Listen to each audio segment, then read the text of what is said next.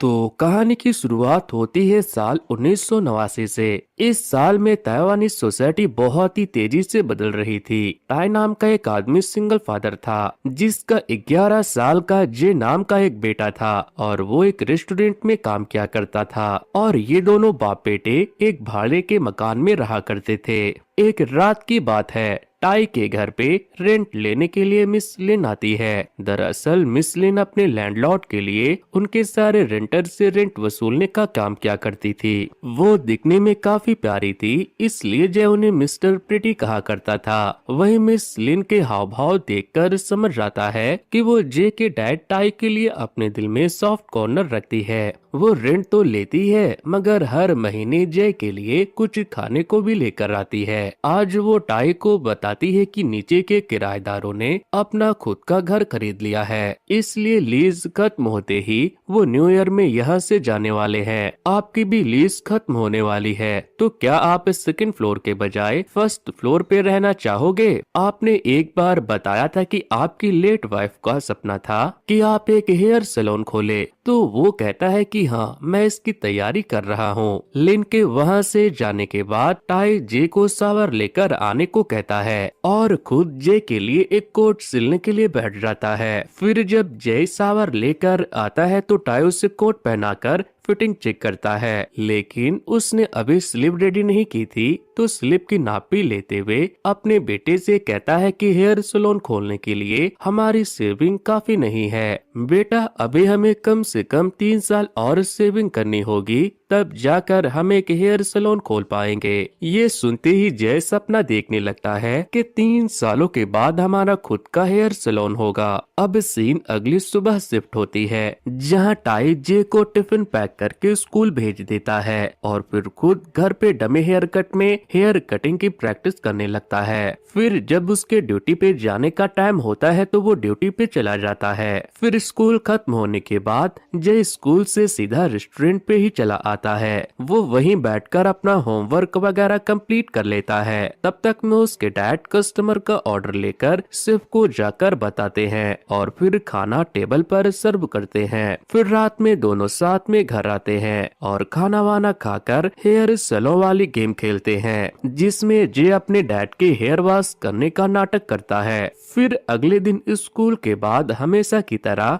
जे को उसके स्कूल के 3 लड़के बुली कर रहे थे और वो चाहकर भी उनसे नहीं लड़ पाता, क्योंकि वो लड़के लंबे चौड़े थे। इसके बाद सीन कुछ दिनों के बाद शिफ्ट होती है। टाई ने अपने बेटे के लिए जो कोट पैंट सिला था वो जय को उसे ही पहनाकर उसे अपने भाई के शादी में ले जाता है। शादी में टाई कुछ ज्यादा ही ड्रिंक कर लेता है तो उसे वोमिटिंग होने लगती है। इसके बाद जय को उसके डैड बताते हैं कि तुम्हारे अंकल ने बताया है कि उनको स्टॉक मार्केट में काफी प्रॉफिट हुआ है, इसलिए वो हमें कुछ पैसे उधार देने वाले हैं, जिससे हम सैलून के लिए डिपॉजिट जमा कर सकते हैं। ये सुनकर तो जय के खुशी का ठिकाना नहीं रहता और वो कहता है कि मॉम ने कहा था कि किसी स्कूल या बस स्टैंड के नजदीक ही हेयर सैलून खोलनी चाहिए, क्योंकि वहाँ पर हेयर सैलून खूब चलती है। इसलिए डैड, हम इन्हीं 2 जगहों के नजदीक रूम रेंट पे लेंगे, हमारे सैलून में बहुत सारे कस्टमर आएंगे। इसके बाद जय अपने डैड को किसी तरह घर ले जाता है और उनके जूते वगैरह खोलकर उन्हें सुला देता है। फिर वो अपनी मॉम की फोटो देखकर उन्हें मिस करता है और उनकी फोटो से बातें करता है कि मॉम, हम आपका सपना पूरा करने वाले हैं। फिर सीन अगले दिन शिफ्ट होती है। टाई अपने बेटे से कहता है कि आज मैं मिस लिन से बात करने वाला हूँ अपने नीचे वाले फ्लोर को रेंट पे लेने के लिए। ये सुनकर जय उदास हो जाता है और कहता है, पर डैड, यहाँ तो पास में कोई स्कूल या बस स्टैंड नहीं है, यहाँ पे उतने कस्टमर्स नहीं आएंगे। जिस पे टाई जे को समझाता है कि बेटा, वैसे लोकेशन पे रूम रेंट लेने के लिए हमें और भी ज्यादा पैसों की जरूरत पड़ेगी जो हमारे पास नहीं है, इसलिए हमें शुरुआत तो यहीं से करनी होगी। फिर रात में जब टाई काम से घर वापस आ रहे होते हैं तो वो एक जान पहचान के साइकिल वाले की दुकान पे थोड़ी देर बातचीत करने के लिए रुकते हैं, तो उनसे उन्हें पता चलता है कि लैंडलॉर्ड ये एरिया बेचने वाले हैं, क्योंकि अभी वहाँ पर की प्रॉपर्टी की दाम दुगनी हो गई है। फिर वो आदमी पूछता है कि टाई, तुम्हें क्या लगता है लैंडलॉर्ड तुम्हारे एरिया के मकान नहीं बेचेंगे क्या? इधर की सारी मकान बिक्री हो जाने के बाद वो तुम्हारे इधर के भी मकान बेच देंगे। फिर सीन नेक्स्ट डे शिफ्ट होती है। स्कूल से लौटते वक्त तेज बारिश हो रही थी, इसलिए जे एक टॉयलेट के पास छिपना चाहता था, मगर वहाँ पे पहले से वही बुली करने वाले लड़के छिपे हुए थे, तो वो जल्दी से आगे बढ़ जाता है और एक छोटे से स्टॉल के नजदीक जाकर छिप जाता है। वहीं पे उस एरिया के लैंडलॉर्ड की गाड़ी लगी हुई थी। जैसे ही उनकी नजर जे पे पड़ती है तो वो उसे अपनी गाड़ी में बुला लेते हैं। बारिश से बचने के लिए वो अंदर चला भी जाता है। तब लैंडलॉर्ड कहते हैं कि तुम्हें पता तो है ना कि आजकल बच्चों को अगवा किया जा रहा है, फिर भी तुम बिना किसी हेजिटेशन के मेरी कार में आ गए। बताओ, अगर मैं तुम्हें अगवा कर लूं तो किसी को पता भी नहीं चलेगा कि तुम कहां गायब हो गए। इस पे जे कुछ भी नहीं कहता। वो तो लैंडलॉर्ड को असल में पहचानता भी नहीं था, मगर लैंडलॉर्ड उसे अच्छी तरह से पहचानता था। वो अपने ड्राइवर से कहता है कि जे को इसके घर छोड़कर आते हैं। मतलब लैंडलॉर्ड को तो जे का नाम भी पता था और पूरा एड्रेस भी, जिससे जे डर जाता है और जब तक वो उसे उसके घर के बाहर उतार नहीं देता तब तक वो कुछ भी नहीं बोलता। फिर सीन शिफ्ट होती है रात में, जब टाई अपने बेटे से कहता है कि नीचे वाले पड़ोसी ने मुझे बताया कि आज तुम्हें लैंडलॉर्ड यहाँ छोड़कर गए थे। तो जे जवाब देता है कि मुझे नहीं पता था डैड कि वही हमारे लैंडलॉर्ड है, वरना मैं तो उनसे कहता कि आप हमें एक मकान बेच दीजिए। तब टाई बताता है कि मैंने मिस लिन से बात करी थी, उन्होंने कहा था कि मकान के दाम डबल महंगे हो गए हैं, इस वजह से हम अभी कोई मकान नहीं खरीद पाएंगे, हमें अभी और सेविंग करनी होगी। ये सुनकर जे शॉक हो जाता है और कहता है कि मिस लिन से कहिए ना कि वो लैंडलॉर्ड से हमारे लिए बात करे। तो टाई कहता है कि मिस लिन एक मामूली सी एम्प्लॉय है बेटा, हम अपनी पर्सनल वजह से उन्हें किसी मुसीबत में नहीं डाल सकते।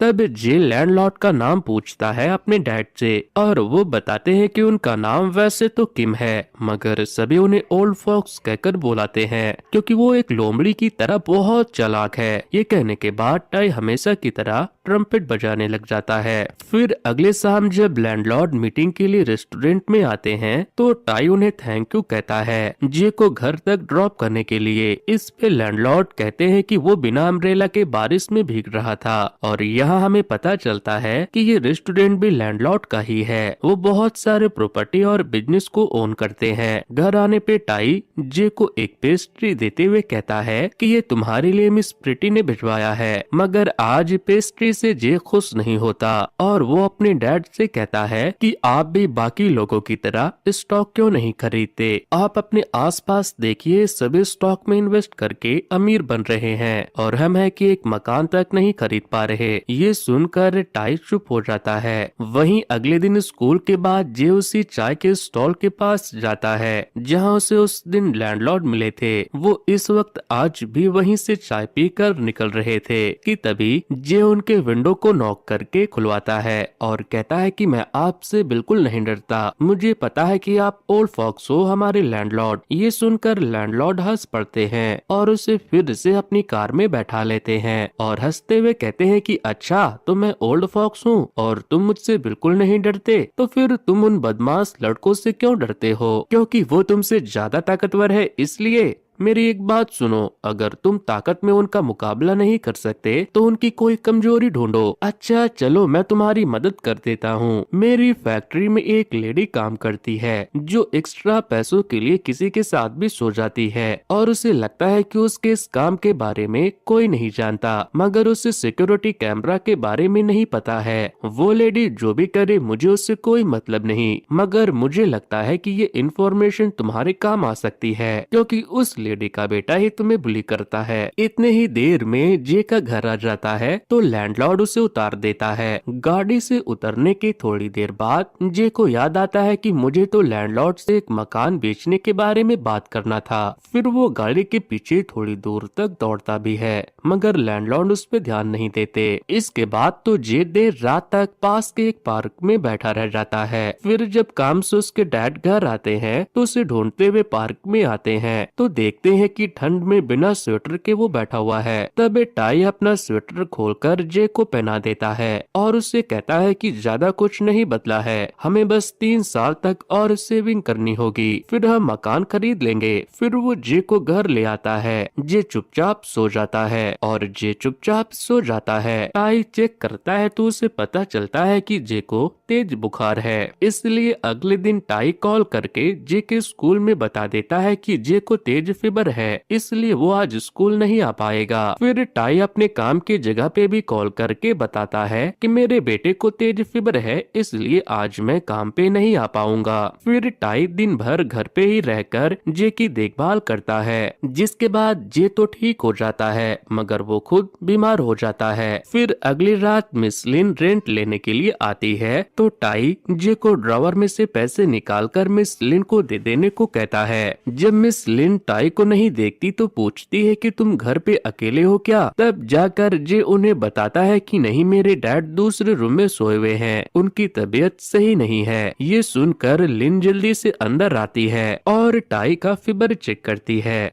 इसके बाद वो ठंडे पानी की पट्टी टाई के सर पे रख के उसके फीवर को कंट्रोल करती है। तभी लिन का ध्यान टाई के कपड़ों पे जाता है जो कि पसीने की वजह से भीग चुका था। ऐसे में तो उसे कोल्ड होने का भी खतरा था, इसलिए लिन टाई का कपड़ा रख कर कहती है कि मैं जा रही हूँ जे को लेकर नीचे, उसे कुछ खिलाकर लाती हूँ, तब तक तुम ड्रेस चेंज कर लो। फिर वो जे को पहले गर्म जैकेट पहनने को कहती है और नीचे ले जाती है नूडल्स खिलाने के लिए। वहाँ जे उनसे कहता है कि आप ओल्ड फोक्स से कहकर हमें एक मकान खरीदवा दो ना, कम पैसों में। तब हंसते हुए लिन उसे समझाती है कि देखो, पहले यही नूडल्स $32 में मिलता था, मगर अब इसकी कीमत बढ़कर $35 हो गई। कीमत का बढ़ना नॉर्मल नहीं है और ये हमेशा बढ़ता ही रहेगा। हम दुकानदार से ये नहीं कह सकते ना कि हमें $32 में ही नूडल्स दीजिए, उन्हें बनाने में लागत भी लगी है, वो अपनी लागत के साथ साथ थोड़ा प्रॉफिट भी रखकर ही नूडल्स बेचेगा। इसके बाद सीन नेक्स्ट डे शिफ्ट होती है।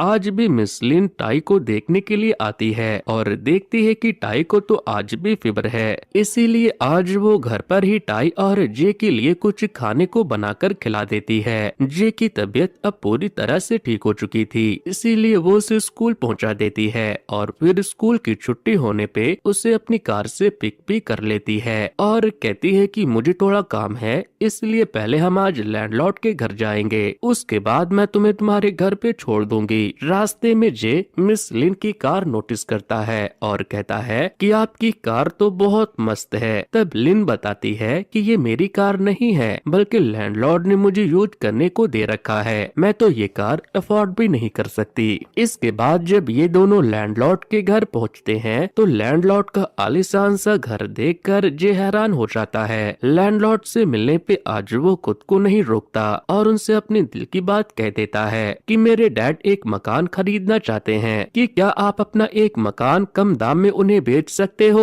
पर लैंडलॉर्ड मुंह पे ही मना कर देते हैं। वो कहते हैं कि अभी पैसे नहीं है तो कोई बात नहीं, अभी और सेविंग करो, जब पैसे हो जाए तब खरीद लेना। इससे जे उनसे नाराज हो जाता है। तब लैंडलॉर्ड कहते हैं कि मुझे पता है तुम नाराज हो गए हो, मगर दूसरे लोग क्या सोच रहे हैं इससे फील करना मेरे लिए सही नहीं है। माना कि मैं तुम्हें पसंद करता हूँ, मगर इसका ये मतलब तो नहीं कि मैं तुम्हारी हर बात मान लूं। मैंने अपने एक्सपीरियंस से सीखा है कि जो लोग सिंपैथी करते हैं वो लाइफ में कुछ बड़ा नहीं कर पाते। सुनो, मैं सिखाता हूँ किसी के लिए सिंपैथी फील करना कैसे बंद करते हैं। इसके 3 स्टेप है। पहला, आइस वाटर पियो, फिर आंखें बंद करो और आखिर में खुद से कहो कि मुझे इससे कोई मतलब नहीं है। जिससे जय निराश हो जाता है क्योंकि उसे लगा था कि ओल्ड फॉक्स उसकी मदद करेंगे, मगर उन्होंने तो मदद भी नहीं की और इमोशनलेस होने की सलाह भी दी। फिर रात में मुंह बनाकर जे घर लौटता है तो टाई अपने बेटे से कहता है कि लैंडलॉर्ड से ज्यादा नजदीकी मत बढ़ाओ, वो अच्छा आदमी नहीं है, उसने चे के फैमिली को बर्बाद कर दिया था। तुम्हें क्या लगता है लोग उसे ओल्ड फॉक्स क्यों कहते हैं? तो वो ओल्ड फॉक्स की भाषा में ही जवाब देता है कि मुझे इससे क्या मतलब। नहाते वक्त जे ने हमेशा की तरह आज पानी गर्म हो जाने के बाद अपने डैड को वाटर हीटर ऑफ करने को भी नहीं कहा था। जब टाई इसकी वजह पूछते हैं तो वो कहता है कि इस तरह से छोटी मोटी सेविंग करके हम कौन सा अमीर बन जाएंगे। अगला दिन क्रिसमस का था तो टाई जे के लिए ढेर सारे गिफ्ट लेकर घर आते हैं। साथ ही उसने जो साइकिल मांगी थी आज उसे भी वो गिफ्ट में मिल जाता है। तब टाई और जे दोनों रात में अपनी अपनी साइकिल से रैक पे जाते हैं और फिर देखते ही देखते न्यू ईयर आ जाता है। स्टॉल के पास फिर से जे जाता है तो वहाँ उसे लैंडलॉर्ड मिलता है जो न्यू ईयर की खुशी में एक न्यू एक्सपेंसिव कार में घूम रहे थे। वो जे को भी अपनी कार में राइड देता है। तभी तीनों लड़के जो जे को बुली किया करते थे वो दिख जाते हैं, इसीलिए लैंडलॉर्ड उनके सामने से अपनी कार बहुत स्लो पास करता है। जे को लैंडलॉर्ड के साथ इतनी महंगी गाड़ी में देखकर वो बच्चे तो शॉक हो जाते हैं और उनका बना हुआ मुंह देखकर जे भी बड़ा खुश होता है और इसी खुशी में वो मिस लिन के बारे में एक ऐसी बात बता देता है जो कि उसे लैंडलॉर्ड को नहीं बतानी चाहिए थी। दरअसल मिस लिन ने अपने ग्रोथ के लिए दूसरे आदमी से भी हाथ मिलाया था और जब ये बात लैंडलॉर्ड को पता चलती है तो वो लिन के घर जाकर उसे मारता है। वहीं टाई के नीचे वाले फ्लोर में जो ओल्ड कपल रहते थे जो नूडल बेचने का काम करते थे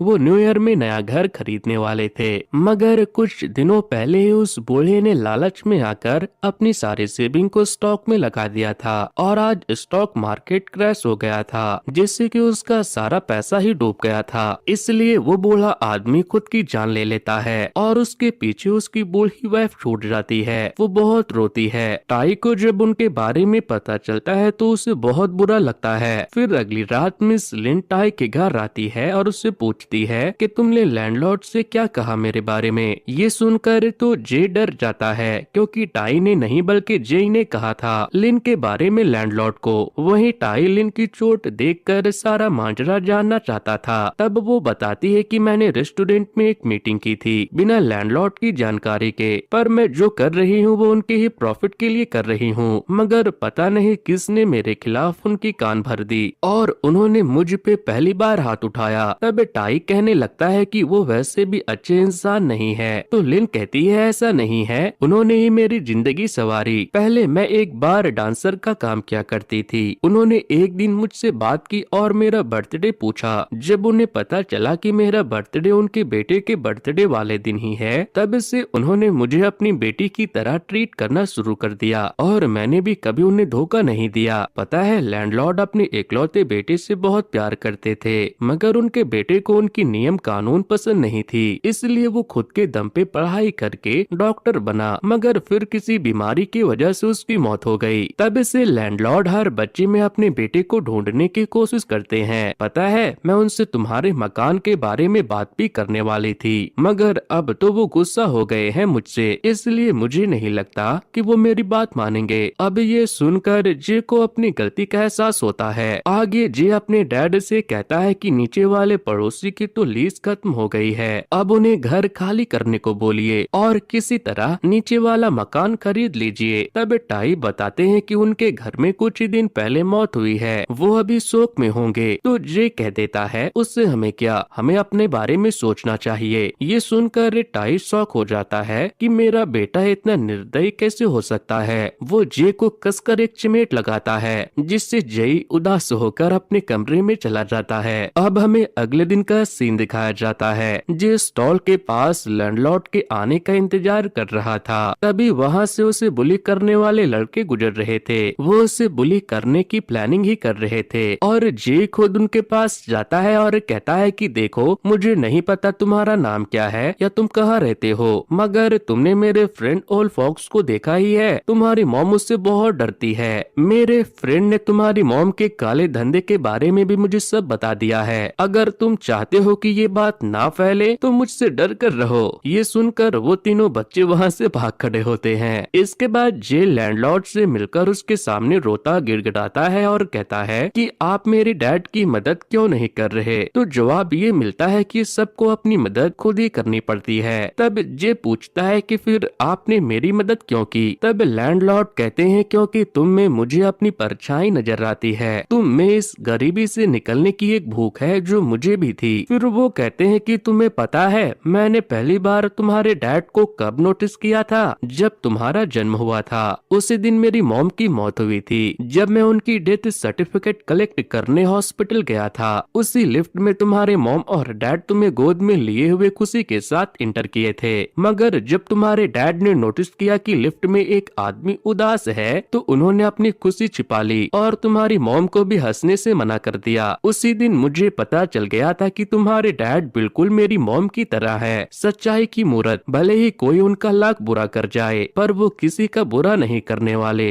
इसी तरह के लोग लूजर होते हैं। लैंडलॉर्ड के बातें अच्छे से सुनने समझने के बाद जे कहता है कि मैं आपकी तरह कभी नहीं बनना चाहूंगा, आप में सच में कोई फीलिंग नहीं है। ये सुनकर लैंडलॉर्ड चौंक जाते हैं और कहते हैं पर तुम तो मेरे जैसे अमीर बनना चाहते थे ना। तो जे कहता है हाँ, मैं आपकी तरह अमीर तो बनना चाहता था मगर आपकी तरह निर्दयी नहीं। ये सुनकर लैंडलॉर्ड को अपनी बेटी की बात याद आ जाती है कि मैं आपकी तरह कभी नहीं बनना चाहूंगा। इसलिए वो अपना फैसला बदल लेते हैं और टाई की मदद करने का वादा करते हैं। फिर वो जे के नीचे वाले पड़ोसी को जाकर डराते धमकाते हैं कि अगले महीने तक ये घर खाली कर दो, मैं इसे बेचने वाला हूँ क्योंकि यह तुम्हारे पति ने खुद की जान ले ली है। जैसे जैसे ये बात फैलेगी मेरी प्रॉपर्टी की कीमत गिरती जाएगी। तब उस ओल्ड लेडी का बेटा कहता है कि ये घर आप हमें ही बेच दीजिए, मेरे डैड ने यहाँ बिजनेस खड़ा किया है, लोग उनके नूडल्स खाने के लिए दूर दूर से आते हैं, मैं कुछ पैसे उधार लेकर मार्केट से ये घर खरीदना चाहता हूँ। मगर लैंडलॉर्ड जानबूझकर कीमत इतना बढ़ाकर बताते हैं कि वो लोग उसे खरीद ही नहीं पाए। फिर जब जे घर आता है तो उसे टेबल पर खाना रखा हुआ मिलता है, साथ में उसके डैड ने एक नोट रखा हुआ था कि न्यू ईयर के भीड़ की वजह से मुझे रेस्टोरेंट में ओवर टाइम करना पड़ रहा है, तुम खाना खाने के बाद होमवर्क करके सो जाना। तो जे ऐसा ही करता है और अगले दिन जब वो जागता है तो उसके डैड अभी तक सोए हुए थे क्योंकि वो रात में लेट से काम से आए थे, इसलिए वो उन्हें डिस्टर्ब किए बिना खुद से सारा काम करके स्कूल चला जाता है। फिर नेक्स्ट सीन में लैंडलॉर्ड टाई से मिलकर नीचे वाले फ्लोर उसे बेचने की बात करते हैं तो टाई वो घर लेने से इनकार करते हुए कहता है कि मुझसे ज्यादा अभी नूडल्स वाले अंकल की फैमिली को उस घर की जरूरत है। पर जब टाई ये बात अपने बेटे को बताता है तो वो काफी गुस्सा हो जाता है और खूब रोता है। तब उसके डैड बैठकर प्यार से उसे इंसानियत के बारे में समझाते हैं कि गलत काम करके तो कोई भी आगे बढ़ सकता है मगर सच्चा इंसान वही है जो सही काम करते हुए आगे बढ़े। साथ ही वो सिर्फ अपना नहीं बल्कि अपने आसपास के लोगों, जानवरों और वातावरण सबका भला सोचे। इसके बाद सीन कुछ सालों के बाद शिफ्ट होती है जहां जे अब एक इंजीनियर बन चुका था। वो लग्जरियस घर तो बनाता है मगर साथ में उसमें सोलर पैनल, ग्रास रूफ वगैरह भी बनाता है ताकि इन्वायरमेंट ठीक रहे। साथ ही हर एरिया में स्कूल बनवाता है ताकि सभी बच्चे अपनी पढ़ाई पूरी कर सके। और इसके अलावा वो बहुत ही बारीक चीजों पे भी ध्यान देता है, जैसे अगर उसे कोई नुकीली या धारदार चीज फेंकनी होती है तो वो उसे अच्छे से किसी चीज में रैप करके फेंकता है ताकि कचरा उठाने वाले या फिर किसी जानवर को उससे कट न लग जाए। तो आखिर में जे ने लैंडलॉर्ड की तरह रूथलेस हार्टलेस बनने की बजाय अपने डैड की तरह एक अच्छा इंसान बनने का फैसला किया था जो सबका भला सोचता हो। और इसी के साथ ये मूवी यहीं पर खत्म होती है। तो दोस्तों ये स्टोरी आपको कैसी लगी मुझे कमेंट करके बताना। वैसे दोस्तों कुछ दिनों पहले मैंने कैसे मूवी की स्टोरी को एक्सप्लेन किया था, अगर आप लोगों ने उसे नहीं देखा है तो एंड स्क्रीन पर दिए जा रहे लिंक पर क्लिक करके उसे देख सकते हो। सो वेल गाइस, आज के वीडियो में इतना ही। Thanks to, good bye.